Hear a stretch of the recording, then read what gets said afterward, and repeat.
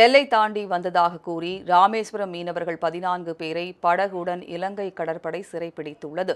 ராமேஸ்வரம் அருகே உள்ள பாம்பன் தெற்கு கடற்பகுதியிலிருந்து 500க்கும் மேற்பட்ட மீனவர்கள் விசை படகுகளில் நேற்று கடலுக்கு மீன்பிடிக்க சென்றனர்.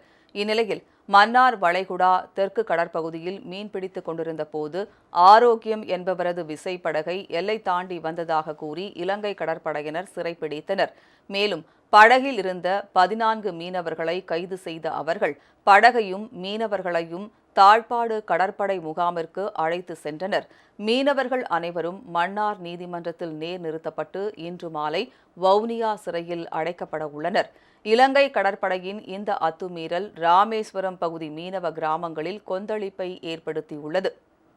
அதுவும் கொத்தோட பிடிச்சிட்டு போயிட்டா நாங்கள் என்ன செய்யறது? ஒரு காலகட்டத்தில் தனுஷ்கோடி மனிதர்கள் வாழக்கூடிய ஒரு பகுதியாக அறிவிக்கப்பட்டது போல இந்த ராமேஸ்வரம் தீவும் வரும் காலங்களிலே ஒரு மக்கள் கூட ஒரு மீனவர்களோட வாழ தகுதியில்லாத பகுதியாக போய்விடும் போல இருக்கு. மத்திய அரசாங்கம் உடனடியாக எங்களுக்கு நடவடிக்கை எடுங்க. வடகடல் பிரச்சனைகள் வேற, தென்கடல் பிரச்சனை வேற. இங்கிட்ட மீனவர்களுக்கு எந்த பிரச்சனையும் கிடையாது. அதுபோல நாங்க முழுக்க ஆழ்கடல்ல தான் தொழில் பண்றோம். இலங்கை மீனவர்களும் அந்த பகுதியில் தொழில் பண்றாங்க. எங்களுக்குள்ள எந்த முரண்பாடும் கிடையாது, எந்த பிரச்சனையும் கிடையாது. இந்த மீனவ சமூகம் முற்றாக அழித்தொழிக்கப்படுவதற்கு முன்பாக அவர்களை காப்பாற்றுவதற்கு நடவடிக்கை எடுங்க.